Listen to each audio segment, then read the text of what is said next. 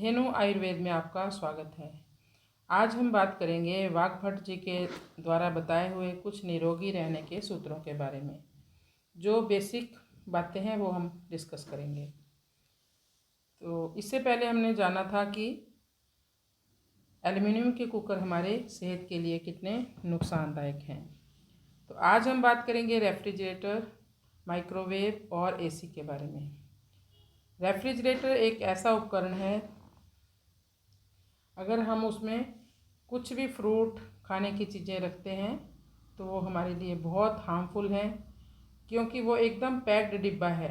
वहाँ पर पवन का स्पर्श यानी हवा नहीं पहुँचती, ना ही सूर्य का प्रकाश लगता है, और जो आपके कमरे के तापमान से नीचे का तापमान पैदा करता है। ये सब काम प्रकृति के विरुद्ध करता है।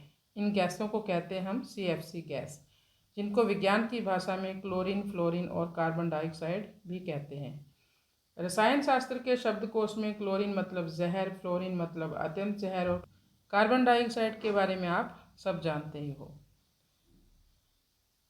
मान लो आप जब प्राणायाम करते हो तो आप कार्बन डाइऑक्साइड रिलीज करते हो। अगर ना हो वो रिलीज तो थोड़े ही समय में आपकी या हमारी मृत्यु हो सकती है।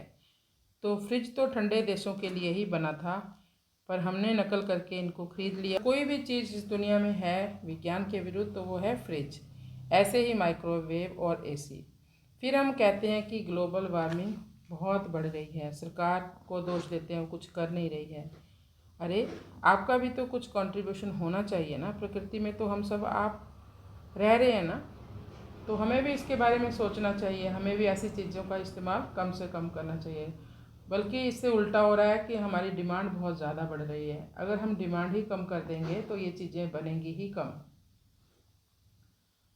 और हम लोगों ने कुछ चीज़ों को तो अपना स्टेटस सिंबल ही बना लिया है। अगर ये चीज़ें हमारे घर में नहीं होंगी, जैसे एसी, फ्रिज वगैरह, तो हमारे जो कोलीग्स होंगे, हमारे रिलेटिव्स होंगे, वो क्या सोचेंगे कि इनके घर में फ्रिज भी नहीं है। पर हम ये नहीं सोचते कि हमें इसका नुकसान कितना उठाना पड़ेगा। तभी तो तरह तरह की बीमारियां हो रही हैं। तो वाग्भट जी के एक एक सूत्र पर हमें विचार करना होगा।